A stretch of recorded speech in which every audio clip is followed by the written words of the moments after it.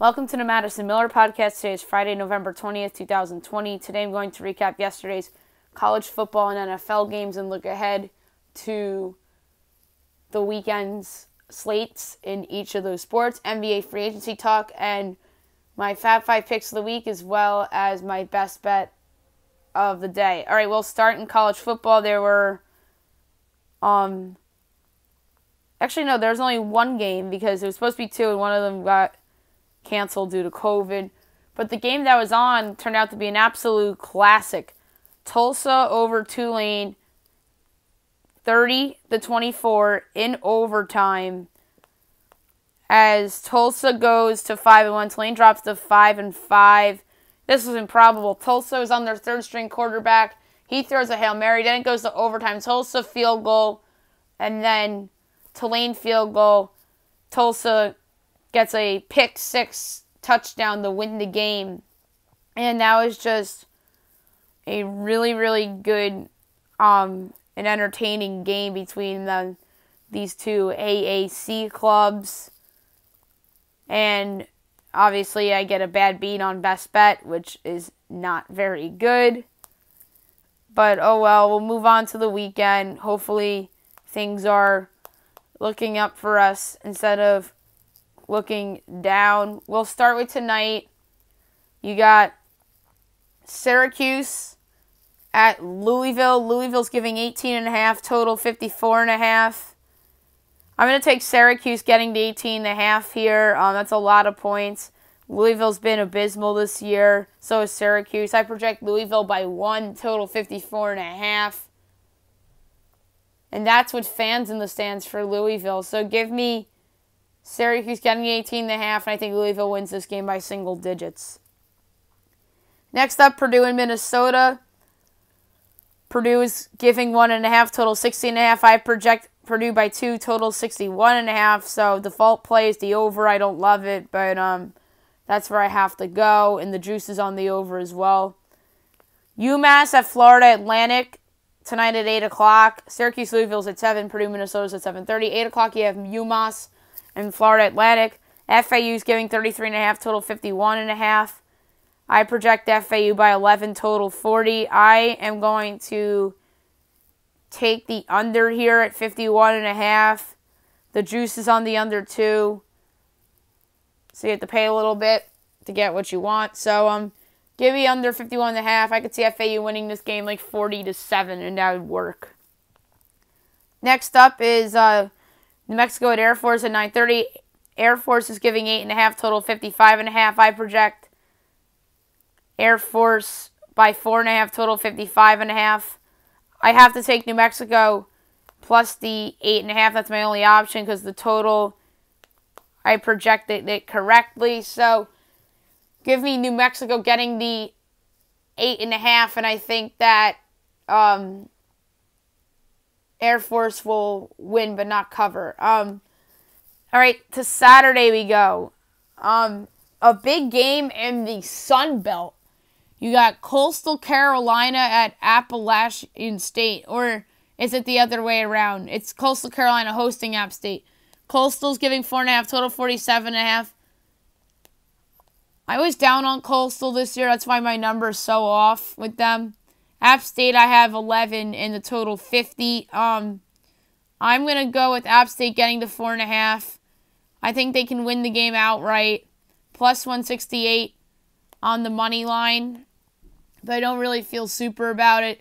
So give me App State plus the 4.5 in that one. Arkansas State, Texas State. Arkansas State's giving 5.5, total 66.5. I project Arkansas State by 17, total 65. I'm laying the 5.5 with Ark State.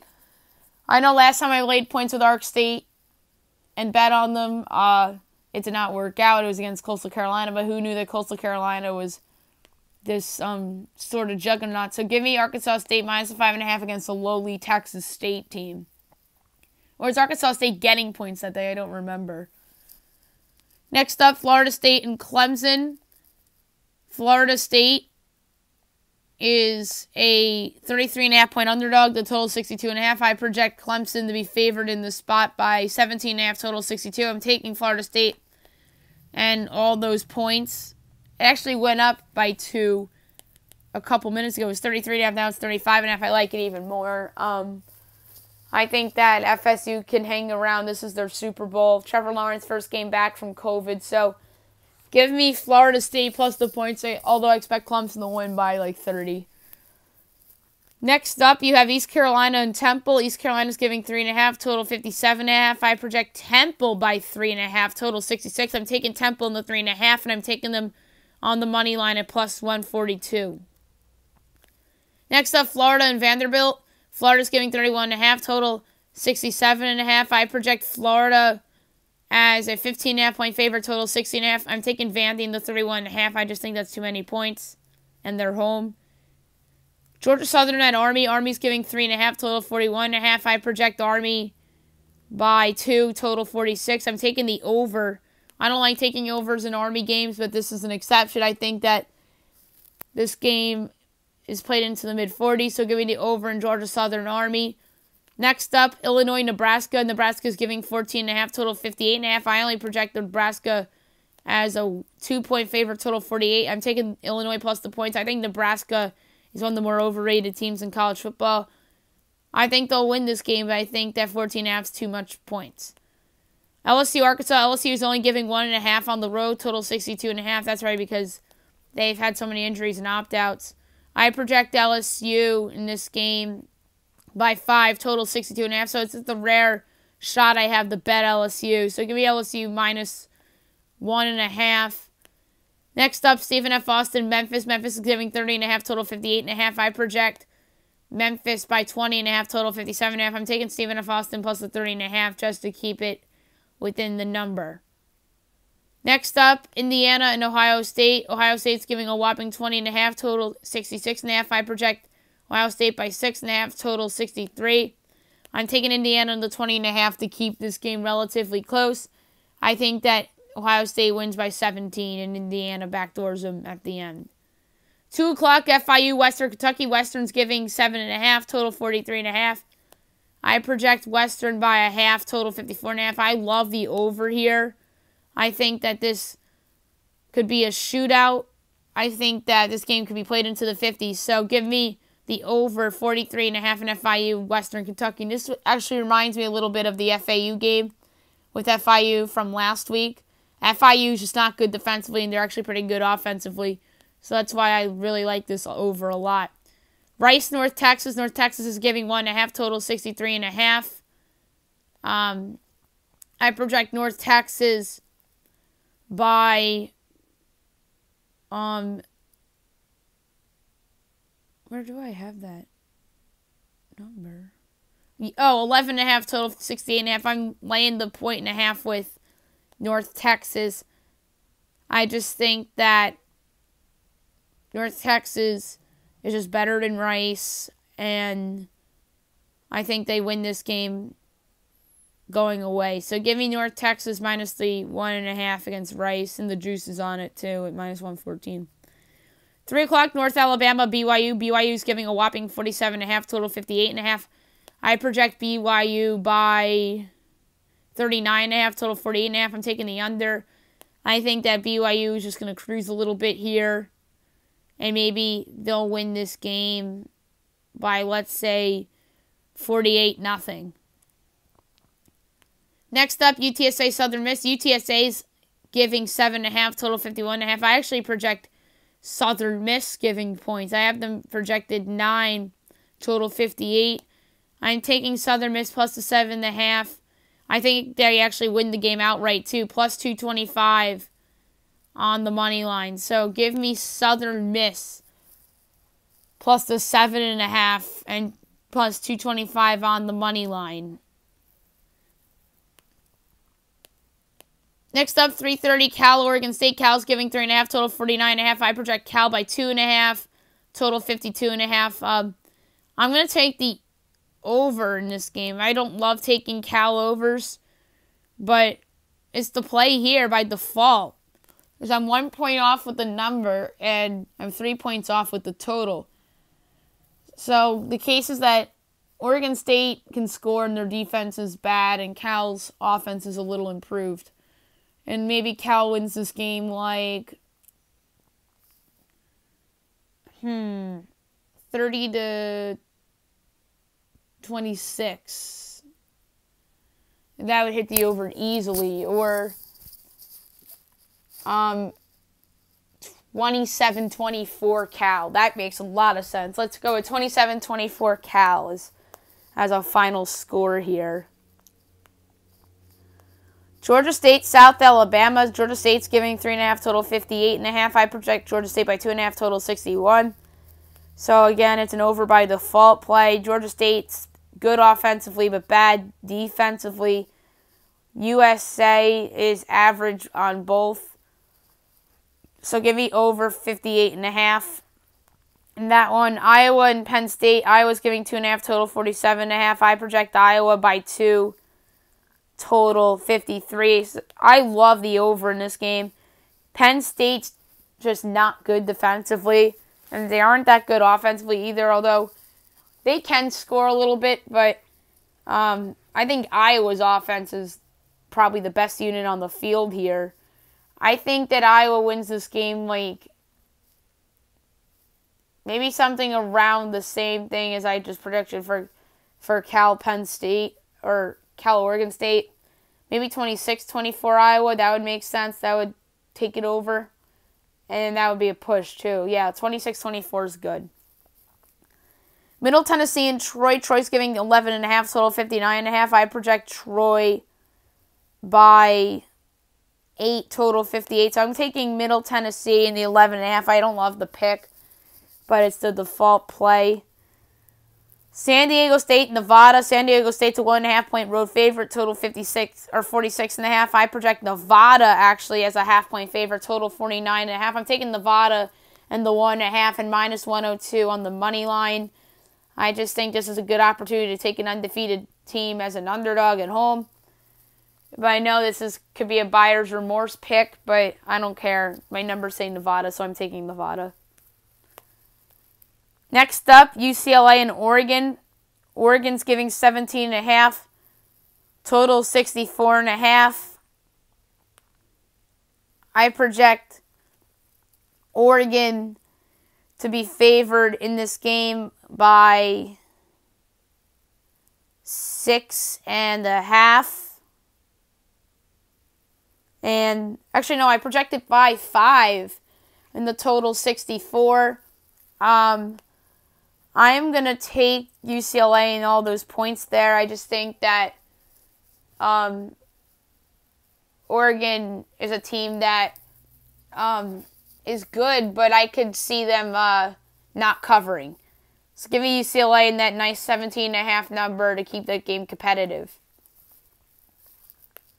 Although I expect Oregon to win. Wisconsin, Northwestern. Wisconsin's giving 8.5, total 43.5. I project Wisconsin by 4, total 48.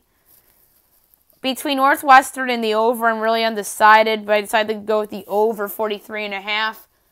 Wisconsin's offense and Northwestern's offense are both improved units, and their defenses are good. I think this game is played into the mid-40s, so I'm going to take the over as the play, although I like Northwestern plus the points as well to keep it close. Next up, you have Cincinnati and UCF. Cincinnati's favored by 4.5, total 63.5. I project Cincinnati as a half-point favorite, and the total 60.5.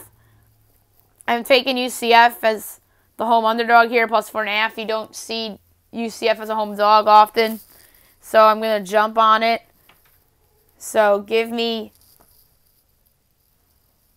the Knights plus the 4.5 here, and I think they can win the game outright there, plus 176 on the money line, but I don't want to pull the trigger on that. I think Cincinnati will probably win. 4 o'clock, Abilene Christian and Virginia. Virginia's giving 39.5, total 61.5. I project Virginia 27, total 56. So I'm taking Abilene Christian plus the big number to keep that game within the number. Let's say Virginia wins this game like 40-10 or something like that. Next up, Kansas State, Iowa State. Iowa State's giving 10.5, total 46.5. I project Iowa State by 16.5, total 57. I'm laying the 10.5 with Iowa State. I just think they're better than Kansas State, and that Iowa State will show people really what could have been for them. Kentucky and Alabama. Alabama's giving 29.5, total 57.5. I project Alabama by 16.5, total 55.5. I'm going to take Kentucky plus the points to keep this close. I'm going to say that Bama wins like 35-17 or something like that, or 40-20. Or 40-13 or something like that. Next up, you got Virginia Tech at Pitt. Virginia Tech's laying 3.5, total 54.5. I project Va-Tech 4.5, total 59. I'm going to take the over in this game, 54.5. I just think there's a lot of points in this game.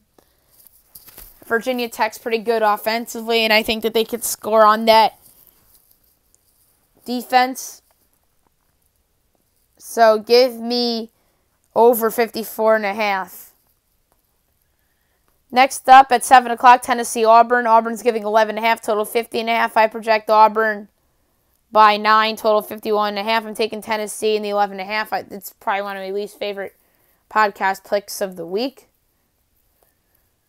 7:30, Liberty, NC State. NC State's giving 3.5, total 66.5. I actually have Liberty projected 2.5-point favorite, total 66.5. I'm taking Liberty in the 3.5 and plus 140 on the money line. Liberty's really good. Actually, I don't love the money line play, so I'm just going to take them plus 3.5, and maybe they'll win the game outright. I really don't know. I could see a world where NC State wins by 3. Next up, you have Mississippi State against Georgia. Georgia's giving 24.5, total 44.5. I project Georgia by 12, total 47. I'm taking Mississippi State plus the big number. I think that Mike Leach's team is due to tease people like they always did at Washington State. So give me Mississippi State plus the 24.5.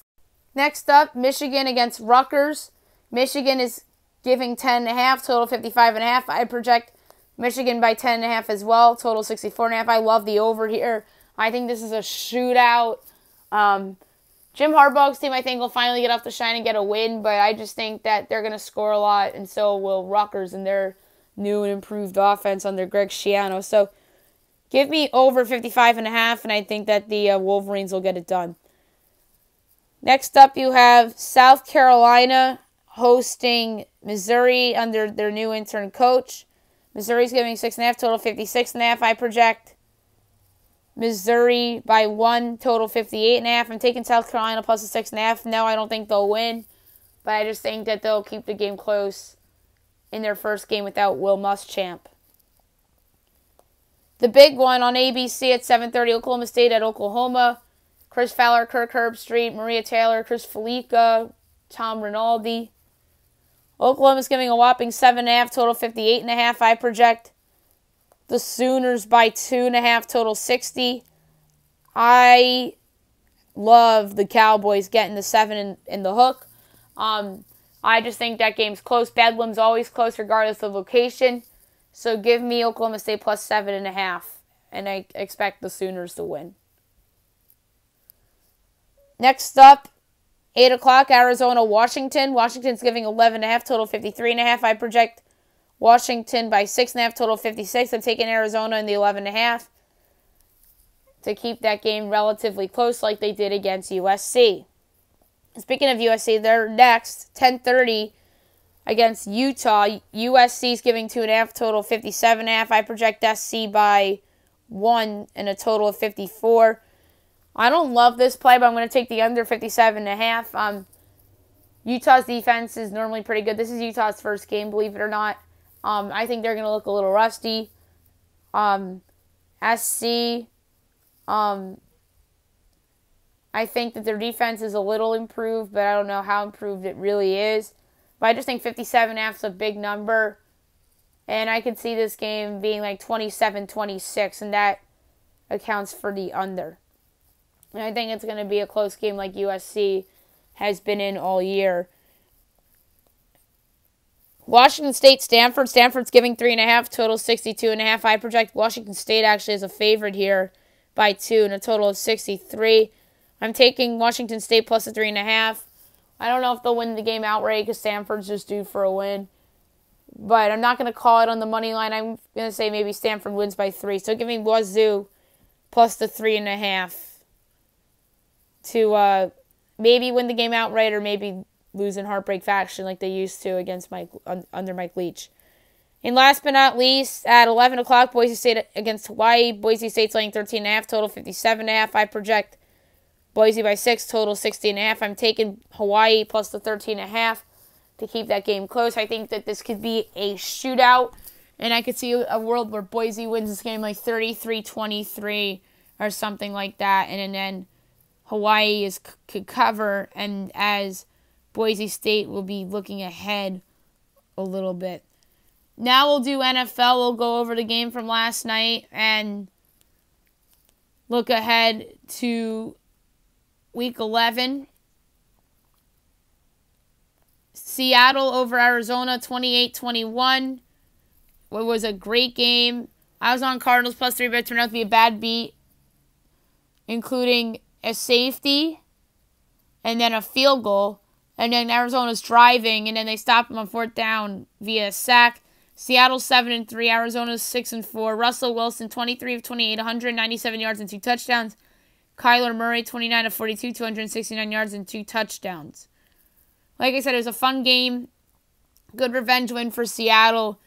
But Arizona had a chance, and there were some opportunities there that were lost for them. And now we'll do the picks for week number 11.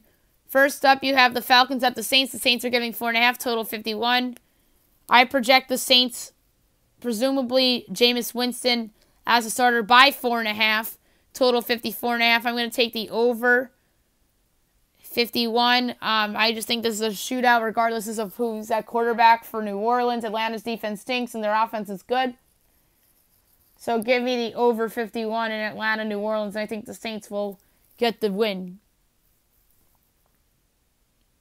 Next up, you have Cincinnati and the Washington Professional Football Team. Washington's a 1.5 point favorite, total 46.5. I project Washington by 1, total 47.5. I'm going to take the over here. I think that Cincinnati's offense is pretty good, and I've seen a little bit of regression from the Washington defense of late. So give me over 46.5. And I could see the Bengals winning this game, although I do project Washington as a favorite in this game. Next up, you have the Lions and the Panthers. The total is down for whatever reason, but the Lions are giving 2.5, and I'm taking it. No Teddy Bridgewater for the Panthers, potentially. And it's really unlikely that Bridgewater plays, so I'm taking the Lions minus 2.5. We don't know what the total is, but by the way, my projections for this game are Detroit 4, total 53. And with Bridgewater, it's 2.5. So I'm going to take Detroit minus the 2.5 here, and I think that it's a game for them that they could just show everybody their potential a little bit. Next up, the Patriots and the Texans. The Patriots are favored by 1.5, total 49. I project the Patriots by 1.5, total 47. I'm going to take the under in this game. I don't love it. I think the Patriot defense can stop Deshaun Watson a little bit, and I think that the Texan defense showed signs of life last week against the Browns, so give me under 49. And in terms of who wins, I don't know. I guess Houston. Eagles and the Browns. The Browns are giving 3, total 47. I project the Browns by 2.5, total 48. And the total is 47. And I am going to take the Eagles plus the 3. Browns overs have killed me the last couple weeks. But knowing my luck, they're going to go over this week. But I'm going to say that this game is close. Maybe the Eagles win outright. Maybe the Browns win by 2. So give me the Eagles plus 3, although it's one of my least favorite picks of the week. Steelers, Jaguars. The Steelers are giving 10.5, total 46. I project the Steelers by 14.5, total 49.5. I love the Steelers minus the 10.5. This could be a trap game. I understand it, but Jake Luton is due for some regression. They kept up close with the Packers for whatever reason. I think the Packers are looking ahead a little bit. But the Steelers, we saw them peeking ahead against Dallas. I don't think that'll happen again here against the backup quarterback and Jake Luton. So give me the Steelers minus 10.5 against the Jags. Next up, the Titans and the Ravens. The Ravens are giving 5, total 49.5. I project Ravens by 3, total 48. I'm taking the Titans plus the 5. I think that's too high. This should be a 3-point line in favor of Baltimore.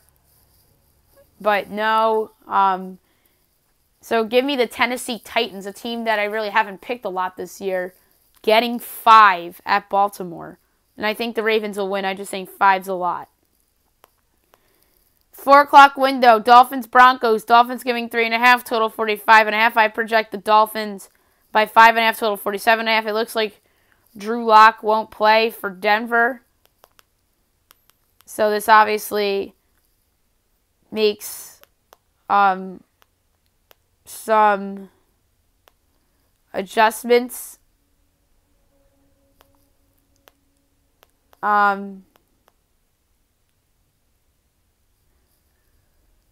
So he's probably out for this week. So I'm going to take the Dolphins minus a 3.5 against the backup quarterback. I know everyone's like, oh, it could be a trap game. I don't know about that, especially with a backup quarterback. So give me 2 in the Dolphins minus the 3.5, and I think that Dolphin defense can do a little stuff against the Bronco offense, and including some pick sixes here. Next up, the Jets and the Chargers. The Jets are 9.5-point underdogs, total 46. I project the Chargers by 8.5, total 47.5. The fault plays the over, and my numbers are pretty close. I could see Justin Herbert having himself a field day. I could see the Chargers winning this game like 35-17. That would mean an over. Next up, we got the Cowboys and the Vikings. The Vikings are favored in this game by 7 points, total 47.5. I project the Vikings by 7, total 54.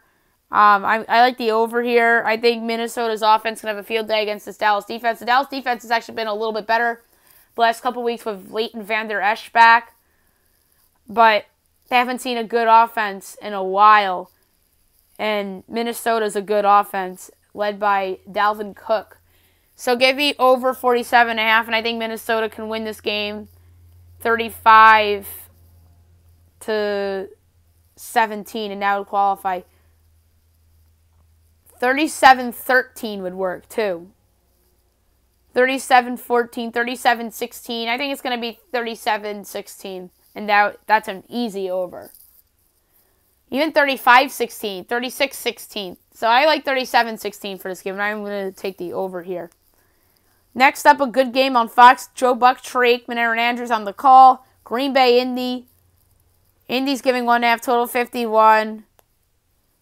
I project Indy by a half, total 48.5. I'm going to take the under here. I don't love it, but the Colts defense is pretty good. I think they can stop Aaron Rodgers and company. So give me the under, and I think that this could be 23-26. That works. 30-23 works. 31-23 is a push, but I don't see either team getting the 30 here, so I'm going to say 26-23 Colts. Or Packers. I could see the Packers winning this game, but yeah, I'm going to say the Colts win. I don't know if they cover or not. Maybe they win by 1. 23-24 works too. 27-26 won't work.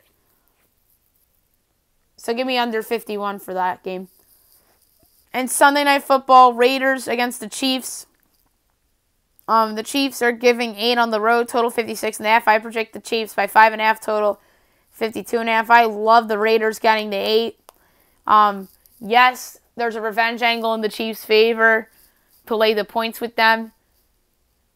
And the Raiders in home games this year really haven't been good, other than the primetime home game against New Orleans. But I just love the Raiders here. I really have been anti-Raiders this year in picks, but not here. I love the Raiders in this spot. Give me the Raiders plus the 8. I don't think they'll win the game, but I just think they'll keep this game close. And then we'll do Monday Night Football between the Rams and the Bucks on Monday's show. Now I want to do a little NBA free agency chatter before I do Fab 5 and Best Bet. So free agency begins today, 6 o'clock. I think I'm going to do a strictly NBA show to recap all the signings and trades that happened today and tonight and tomorrow morning. So a rare special Saturday podcast is in store for you guys for tomorrow. So I'm just going to do what I did yesterday and talk about every team a little bit and go through rumors and stuff I've heard in the rumor mill. I'm going to pull up Woj's Twitter. So we'll talk about things that have happened. I'm going to go by division this time. Let's start in the Atlantic Division, where I think the most interesting team resides in New York, and no, it's not the Knicks, it's the Nets. James Harden, does he get traded to Brooklyn or not? They're saying it's least likely than it was 3 days ago. I proposed a package of Spencer Dinwiddie, Karis LeVert, Bruce Brown, Landry Shamet, Jared Allen, and 3 first-round picks. I think that can get it done for James Harden. I know James Harden wants to be in Brooklyn to be with Kyrie Irving and Kevin Durant. Maybe they sign Serge Ibaka as a free agent. You have him at power forward. And then DeAndre Jordan as your center. And that's a really good starting lineup for the Brooklyn Nets. Philadelphia 76ers have sort of revamped their roster. Their starting 5 could very well be Seth Curry, Danny Green, Ben Simmons, Tobias Harris, and Joel Embiid. That'd be a really good foursome or fivesome there, with Tobias being the stretch forward like he should be. They admitted their mistake by dumping Al Horford the other day to Oklahoma City. Tobias Harris, I think, will have success with Doc Rivers. And it's really cool to see that Philly pretty much remade their roster on the fly. And the weird thing is isn't Seth Curry dating Doc Rivers' daughter, or is that Steph Curry? Let me Google that really quickly, because Seth Curry wife. Yes! Seth Curry is married to the daughter of Doc Rivers.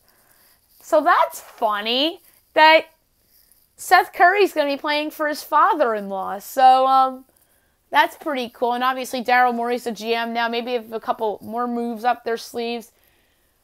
But they look really good right now. And then Matthias Thybulle off the bench. Or they start Matthias Thybulle and Seth Curry's their sixth man, which I think is more likely. And Thybulle could play at the 3, and then Ben Simmons could be your point guard. And then in crunch time, you move Ben Simmons to small forward. And Seth Curry, you can substitute offense, defense with him and Matthias Thybulle.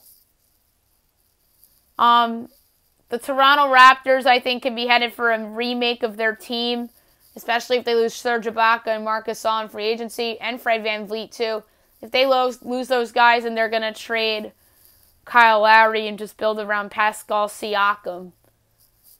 The Boston Celtics, Gordon Hayward opted out, so that's a loss for them. So now they have to go out and get another forward. There are rumors about a sign and trade to Indiana for Hayward, but we'll talk about the Pacers in a little bit. Or do they go out and get a power forward like a Serge Ibaka or something and then go out and get a setter? Steven Adams, I think, could be available via trade. And I thought a realistic trade that could have happened that the draft was the 14th pick for Steven Adams. That would have been a good deal for both sides, but that just didn't happen. So it looks like Gordon Hayward's leading the Celtics. It was just a weird fit from the get-go. It was just a bad omen for him ever since he started there in Boston because he had that bad ankle injury and really had some flashes of the Jazz, Gordon Hayward, but not really. And a team that he's rumored to go to is the team that I've yet to talk about from the Atlantic Division. That's the New York Knicks. The New York Knicks have a chance, guys, to really make themselves not a contender, but a candidate to be in the new play-in tournament come April, May in the NBA with a couple moves. They just cleared a ton of cap space by waiving guys that they signed last year, like Bobby Portis and Reggie Bullock and all those guys that they signed last year, Taj Gibson. And then they trade for Ed Davis. That takes up $5 million of that $40 million cap space that they created. And they took on 2 second-round picks from the Jazz. So maybe they tried to take on bad contracts. Or maybe they will sign Gordon Hayward to start on the wing with R.J. Barrett. They could use another wing to go with R.J. Barrett. And you have Obi Toppin and Mitch Robinson in the front court. They can use a point guard. Maybe they sign Fred VanVleet. Maybe that's what the cap space is for. We'll see. If they pull off a signing of a Gordon Hayward or Fred VanVleet, then you guys got to really consider them as a candidate to be in the play-in tournament in the Eastern Conference. Not necessarily the playoffs, but I'm talking about the play-in tournament. So I think the Knicks are 2 or maybe 3 moves away from being a threat to be in that play-in tournament. So they go from the worst roster in the NBA, arguably, to a team that can make the play-in tournament with a couple moves. And they can thank the teams that passed on Obi Toppin for that as well. We'll go to the Central Division. I talked about the Pacers a little bit ago. There's rumors about a Gordon Hayward sign and traded out would send Miles Turner to Boston. That makes sense for all parties. Boston needs a big man. Indiana needs a wing. And let's say they pull off Gordon Hayward. And then you have Domantas Sabonis, Hayward, Oladipo, Brogdon, and then TBD at power forward. So that's an interesting team in Eastern Conference. And speaking of Oladipo, there's been him in trade rumors, but his name has not been popped up over the last couple days or not. The Bulls, I think, could be a trade candidate. I know that they wanted to move up in the draft and potentially take LaMelo Ball. Maybe they're the dark horse team for Russell Westbrook, and they could package Lauri Markkanen, Zach LaVine, and a couple first-round picks for Westbrook. And Westbrook on the Bulls would make the Bulls a real threat for that play-in tournament. I think the Bulls are probably the favorite to be in that play-in tournament, or one of the favorites as things stand right now. But I think the Knicks are a couple moves away. The Hawks are a couple moves away. We'll talk about them in a little bit. And obviously, I think the Bulls are potentially a trade away from being a playoff team, a real playoff team. So I think they're a dark horse team to trade for Russell Westbrook. And I think Russ wouldn't mind being in Chicago. It's a big market. They got Billy Donovan there, who's his old coach with the Thunder. So Russ in Chicago would make a lot of sense. That would not surprise me. The Cavaliers, I really don't know with them. Do they trade Kevin Love? But the Isaac Okoro pick makes some sense, but they should have traded down for him. Or they should have really gone with Denny Avdija, quite frankly. And do they break up that backcourt? But yeah, I have some questions about the Cavaliers. And Kevin Love, I think, is a candidate that could move, and so is Andre Drummond. The Milwaukee Bucks, they're in trouble a little bit because the Bogdanovich thing could very well fall through, and there's been some violations with that. So that would really suck for the Bucks. And obviously they pulled off Drew Holiday, which is major. It'd be Holiday, Middleton, Giannis, Brook Lopez. And then Bogdanovich would have been the perfect last piece in that deal. And then they would have sent Dante DiVincenzo in the deal with Sacramento. So we'll see if that sign and trade winds up happening or not. I think that's a big subplot to follow tonight in free agency. And then the last team I was yet to talk about in the Central Division is the Detroit Pistons. They just traded for Dwayne Dedmon, as they sent a couple pieces to the Hawks, including Tony Snell. So the Hawks get yet another wing player. But Snell's, to me, is a bench player, not a starting player at this point of his career. So Detroit has Dedmon. They got Langston Galloway. They got Derrick Rose, Blake Griffin, Killian Hayes. So they have an interesting set right now, and it's interesting to see if they trade Griffin or Rose or not, or even Galloway, or even Dedmon at this point. Do what Oklahoma City did with Ariza, what Houston did with Ariza, and what OKC did with Danny Green. The Southeast Division, we'll start with the Hawks. I mentioned them earlier as a suitor in terms of a couple signings / trades away from being a threat to the play-in tournament. At this point, I think it's more likely the Hawks get in the play-in tournament more likely than the Knicks. The Hawks have themselves a nice group. Onyeka Okongwu and John Collins, Trae Young, Cam Reddish, DeAndre Hunter, Tony Snell. I think that they can pull something off. They're, to me, a dark horse to sign Serge Ibaka. Maybe they signed Gordon Hayward. They had interest in trading for him, but the salary is too big. Maybe Hayward takes a discount and goes there or to New York. They try to help one of those teams get to the postseason. But yeah, Gordon Hayward in Atlanta I like, and Cam Reddish could be the sixth man like he was at Duke. And then you have Hunter, Hayward, Young, Okongwu, and Collins as your starting five, which would be really interesting. The Miami Heat, I think, could be up to stuff. They want to prove everybody that their run to the NBA Finals was no fluke. Do they resign Goran Dragic? Should they go out and get another point guard? Maybe they're the candidate that trades for Russell Westbrook. If they get Russell Westbrook, then they're a real threat to come back out of the East. Maybe they pull off the Westbrook deal and it's Westbrook, Bam, Precious, Tyler Herro, and Jimmy Butler, which would be really, really cool. Or maybe they put Tyler Herro in that deal, or maybe they put Kendrick Nunn in that deal to the Rockets for Westbrook and a couple future firsts. So I'm interested to see what Miami does. Orlando drafted Cole Anthony, which is interesting. So it's Cole Anthony and Markelle Fultz in the front, and then Vucevic and Evan Fournier. Sucks that Jonathan Isaac's hurt, so I guess they put Mo Bamba at the power forward position for now. But yeah, I think Orlando could move off of some pieces and kind of begin to rebuild around Fultz and Anthony. And maybe Bamba too. Or maybe they deal Bamba and they keep the veterans. We'll see. The Charlotte Hornets drafted LaMelo Ball. There are rumors about them potentially being the Westbrook landing spot. Him and Michael Jordan together would be interesting. Do they deal LaMelo to Houston? LaMelo, Rozier, then Devontae Graham off the bench, or they deal Devontae Graham to Houston, and it's Russ, LaMelo, and I don't like Russ and LaMelo together. Russ and Graham together I would like, and then they deal LaMelo to the Rockets with Miles Bridges and a couple future firsts or something like that.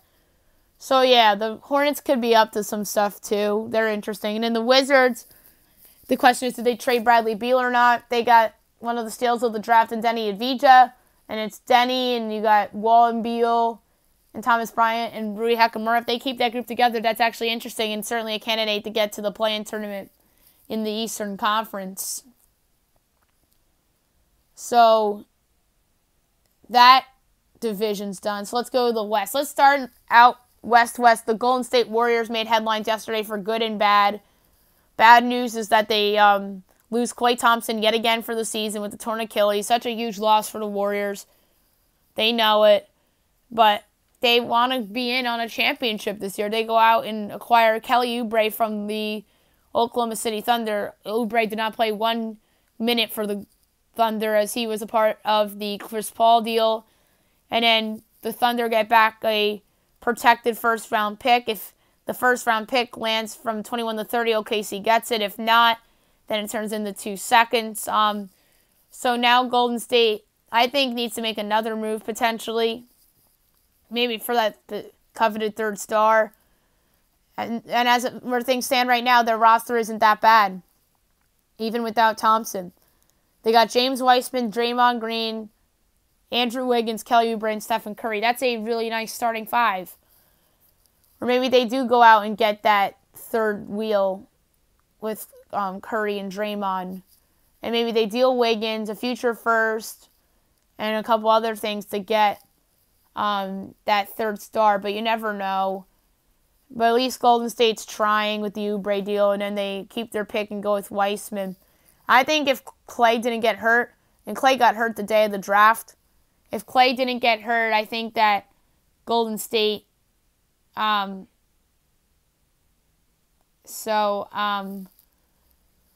they trade that pick if Klay's healthy, so that's like a huge what if. But Wiseman's a good fit with Golden State anyway. The Lakers traded for Dennis Schroeder, so their lineup now, you got Schroeder, maybe they bring back Kentavious Caldwell-Pope, and then you have LeBron, Anthony Davis, assuming they re-sign him. Maybe they re-sign Dwight Howard. So the Lakers are under some pressure here. They got to re-sign Davis. I think that's the lock of the offseason. You have heard no peeps about Anthony Davis leaving the Lakers. I think he'll be back to the Lakers, but to me the question is it a 2-year deal to match LeBron in terms of his contract, or do they give him the full max? So that's what to watch for with Anthony Davis tonight.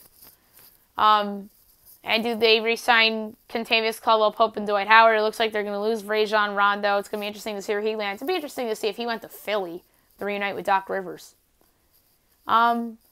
Clippers. Do they trade Paul George? Do they trade Lou Williams? Montrezl Harrell, did they do a sign and trade with him? So they have some options. They trade for Luke Kennard in that weird Pistons deal. They trade Landry Shamet to Brooklyn, who I think will be a piece for them to potentially go out and get James Harden. So it's going to be interesting to see what the Clippers do. But to me, the question is, does Paul George go or not? I'm going to say no. Although many people think yes. The Kings. Bojan Bogdanovic, that could very well fall through. If not, they could just re-sign him and potentially trade Buddy Hield somewhere to where he could succeed. Maybe Orlando for maybe Evan Fournier, which would be an interesting trade. And then Fournier can come in and be their starting small forward. And then it would be, maybe they re-sign Bogdanovic, and it could be De'Aaron Fox, Bogdanovic, Fournier, Bagley, and then another big, maybe Harry Giles, and then you have Halliburton off the bench. Or they start Halliburton and Fox together. So the Kings are very interesting. Maybe De'Aaron Fox is unhappy and we don't know it. And that's why they drafted Halliburton. Or they just took advantage of the great prospect player falling to them, like we talked about on yesterday's show. And then the last team in that division is the Phoenix Suns. They trade for Chris Paul. They draft Jalen Smith, and maybe they sign Serge Ibaka or something like that. So they're under a little bit of pressure to do something to help out Chris Paul there in Phoenix, and Devin Booker as well. The Northwest Division, the Portland Trailblazers pull off the Robert Covington move, so that's a great deal for them. Do they do anything else maybe they improve their bench and get a backup big. They lose Hassan Whiteside, but Jurkic is back for the full year. So you got Jurkic, you have Melo, Gary Trent, Rocco, and Lillard and McCollum.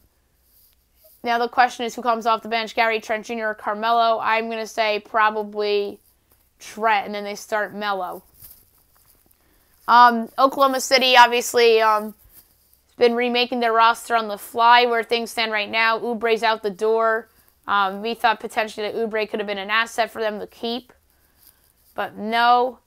So they have Shai Gilgeous-Alexander, Steven Adams, Al Horford, Luguentz Dort, and then I don't know who their small forward be because they traded Terrence Ferguson in that Danny Green deal to Philly, so Ferguson would be a bench piece for Philly. They trade Oubre, or else Oubre would have been their starting two guard, and then they would have had SGA at the point, and Dort. Actually, no, Dort at the 2 and Oubre at the 3. So it would have been interesting to see Oubre with the Thunder, but no, he's not there anymore. Ty Jerome's there. They have some other intriguing pieces for the bench there. It's going to be interesting to see if Steven Adams or maybe Al Horford could be dumped on somebody or not. The Utah Jazz, I think they're keeping their core together. They want to extend those players, and they have Bojan Bogdanovic and Joe Ingles there. And then Mike Conley. I think there's a chance they trade Mike Conley and they try to extend their 2 young stars. So they're a team to keep an eye out for tonight in terms of free agency and draft and extension candidates as well, because extensions normally are agreed upon around this time too, as we saw with Anthony Davis and the Pelicans a while back ago, Karl Anthony Towns with the Timberwolves. Steph was essentially a free agent. He just re-signed with the Warriors, just like Anthony Davis. I expect to re-sign with the Lakers. So we've seen the extensions to be agreed upon before. Maybe Giannis tonight, you never know, but I doubt it. And then you have the Denver Nuggets in the Northwest Division. I think they're under pressure to do something. Maybe they're a team that could look at Serge Ibaka or something like that. So they're interesting. I had them as a possible superstar trade candidate, like a Bradley Beal or something. Maybe they trade for James Harden. Maybe the package I proposed for Beal, like Bol, Michael Porter Jr., R.J. Hampton, and a couple picks, the Houston for James Harden. I think Houston might look at that. And that would be very interesting. And then it'd be James Harden, Jamal Murray, Will Barton, maybe a free agent at power forward, and then Jokic. That'd be really, really an interesting team there if Harden were to go to Denver. So I'm just throwing that out there as a dark horse destination for James Harden, because everyone's talking about Brooklyn because of Durant and Irving, and Philly because Daryl Morey's there. And then the other tie with Brooklyn for James Harden is that he's reunited with Mike D'Antoni if he goes there. So that's another weird subplot there. And then who's the last team in that division? Oh, Minnesota. They draft Anthony Edwards. They have him, Karl Anthony Towns, D'Angelo Russell. Malik Beasley's on the trade block. The Knicks are apparently interested. I could see the Hawks potentially being interested, or the Hornets, the Bulls maybe. So I think that Malik Beasley has a market for him. And it'd be interesting to see where he lands and if they indeed trade him. And I think that is certainly a buy low opportunity for him to get a fresh start. And then, last but not least, the Southwest Division, the San Antonio Spurs. They draft Devin Vassell. That was a pretty good pick. They have a ton of guards. They have him. They have Derek White. They have DeJounte Murray. Then they have Aldridge, and they have DeRozan. They have Keldon Johnson, Jakob Poeltl. They have some good players. I think they're just, maybe they're a candidate to pull off a trade. We'll see. The Rockets are blowing it up, I think. They're trading Harden and Westbrook potentially. I've been talking about Harden and Westbrook trades a lot throughout this segment. Robert Covington was already on the move. And it's going to be interesting to see if they wind up pulling the trigger on Harden and Westbrook or not. And that's been the dominant NBA storyline in terms of big names being potentially traded all week long. Now let's see if it comes into fruition or not. And then you have the Dallas Mavericks, the other team in Texas, who I think are under pressure to do something. They're a team that I think can win the championship with a couple more moves. Tim Hardaway opts in. They have Doncic. They have Tyrell Terry as the draft pick. And then their other draft pick, I forget who they took 18th. Oh, Josh Green, the shooting guard. And then they acquire Josh Richardson. So, they have a lot of avenues they can go. Maybe they're a Serge Ibaka candidate. Maybe they trade for Steven Adams. But yeah, they need a center because Kristaps Porzingis, it's weird with him. He's the perfect small ball 5, but he can protect the rim. But when he's the center out there, his defense really isn't that good. And plus, he's injured too. So I think the Mavs are under pressure to make another move for another above-average player to go with Luka Doncic. So they're a team to keep an eye out for tonight, and then free agency and and trades and whatnot. The Pelicans, they have a ton of draft picks. Maybe they're the dark horse team that trades for Harden, so they can have Harden and Zion together, and maybe they send Brandon Ingram in a sign and trade. Keep Lonzo Ball. Jackson Hayes maybe goes in that deal, and you send a bunch of those Milwaukee picks and Laker picks and your own picks to Houston for James Harden. And then Harden, Zion, and Lonzo would be a lot of fun. And Harden and Lonzo, I kind of like that fit. So Lonzo wouldn't need the ball, and he could just be the distributor for Harden. So I like the idea of those guys together, and then Zion being the complementary big man there as well. So I really like that that fit for Harden, and maybe Nickeil Alexander-Walker goes in that deal as well. So that's a super duper dark horse for Harden, and they have all those picks to trade too. And then obviously the Grizzlies is the team I have yet to talk about. I think they're under pressure to do something too in terms of a win now move. They were in the play-in game last year against Portland and nearly won that game courtesy of one John Morant. And you have John, you have JJJ, and you have Jonas Valanciunas. I predicted that they were the team that they were going to pull off a surprise trade for Rudy Gobert, but I don't know if that's going to happen now. I don't even know if Gobert will leave or not. There's talk that he may stay in Utah and the Jazz may extend him. So that's interesting. And the Grizzlies, like I said, could use a forward, like a scoring forward. So Daniel Gallinari, I think, would be interesting there as like a small ball 4. If Tim Hardaway Jr. opted out, maybe he would have been a good fit in Memphis. But yeah, Memphis is one of the teams I'm intrigued to see what they do these next couple days. And now I'm going to go to Fab 5 for the week.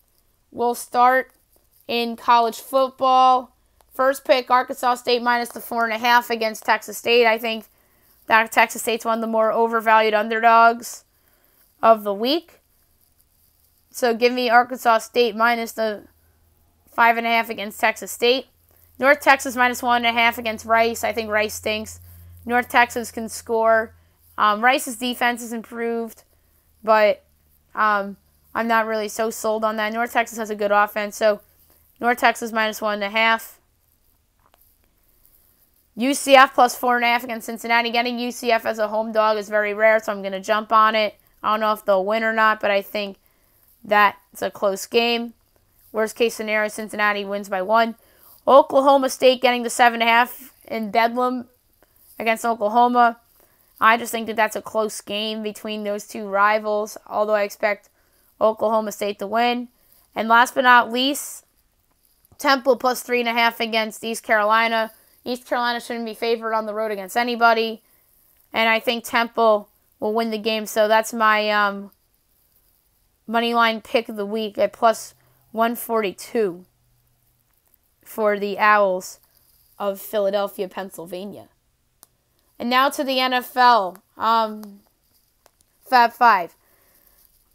Falcons Saints over 51. Now it looks like that Taysom Hill's going to start, which is kind of a yikes. So that would move my projection here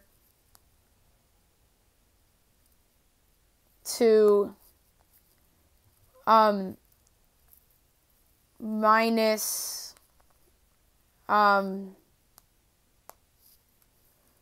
3.5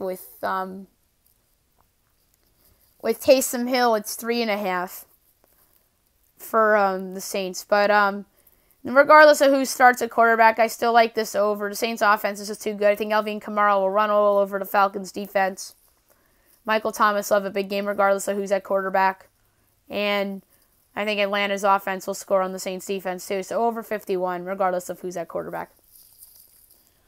Taking the Steelers as the favorite again, this time against the Jaguars. I don't get why an undefeated team is so undervalued. I think everybody's waiting for that disastrous trap loss. But that almost happened against Dallas. It's not happening here against the Jaguars. So give me minus 10.5 against the Steelers. And the Jaguars are obviously tanking for Trevor or Fields. Dolphins minus 3.5 against the Broncos. This isn't my favorite pick of the week because I'm fearing a trap game for the Dolphins. But I really do like the Dolphins here. And obviously the fear is if Drew Lock actually plays. But I don't think he's playing. I think it's Jeff Driscoll or Brett Rypien under center for Denver. And I think that the Dolphins defense can force those guys into some turnovers. And they'll get yet another win to keep this impressive run going. Dallas, Minnesota over 47.5. I talked about it earlier. I think that's really low for a good offensive team like the Vikings. I get it. Dallas is bad offensively. They're getting Andy Dalton back this week, which is good. I should have projected that in the line, but I didn't because it's his first game back. And I really don't know how much of a difference he will make. If Dallas scores some points and looks like the offense, we saw a little bit that Dalton was managing against the Giants at the end of that Giants game, then Dalton's worth maybe a point. But I really don't know. The Cowboy offense with Dalton looked just as bad as it has with Ben DiNucci and with Garrett Gilbert. So, and it turned out that Andy Dalton had COVID and he wound up getting injured too. So maybe Dalton's motivated and maybe that offense scores a little bit, which I think they will. That's part of my reasoning for this over. I think that Dallas offense is going to be a little bit better with Dalton. So give me over 47.5 with the Cowboys and the Vikes. And I think Minnesota wins this game like 35-17 or something like that. And that indeed gets it done. And last but not least, Raiders +8 against the Chiefs. I hate picking against the Chiefs in this. And I adore Patrick Mahomes as a football player and as a human being. But I just think that I get it, revenge angle, but this is a pretty big number. And I don't really bet on the Raiders that much, but I think this is a good opportunity to do so. I think that they'll be in that game with the Chiefs. I think they're going to be motivated. I think that many people believe that the Raiders are this fluke team that just happened to catch the Chiefs on the right day in Arrowhead. That's the argument for the Chiefs and the revenge angle. Yes, I do think the Chiefs will win, but I think that the Raiders will make this thing close. So I'm going to say that the Chiefs win this game 34-30. So there you have it for the Fab 5. And now my best bet of the day, brought to you by FanDuel. More ways to win. All right. This is hard in terms of what to do here. I have some options. I don't want to take Syracuse against Louisville because I think Syracuse is awful. Let's go with New Mexico getting the 8.5 against Air Force. I just think that, obviously, that New Mexico isn't as bad as the record suggests. And I like Air Force. I think they're a good team, but I just think that Air Force sometimes plays down to their opponents. So give me New Mexico getting 8.5. If Air Force wins by 7, which I think is very realistic, then I win my bet. So that's it for the show today. Hope you guys have a wonderful weekend. I'll be back on Monday recapping all the football and free agency. I'm going to do a podcast tomorrow just for free agency only purposes for the NBA. So I'll see you guys tomorrow. And then Monday, obviously, like I said, recapping football and an NBA that happens between when I record tomorrow and when I record on Monday. So again, hope you guys all have a fabulous day and weekend.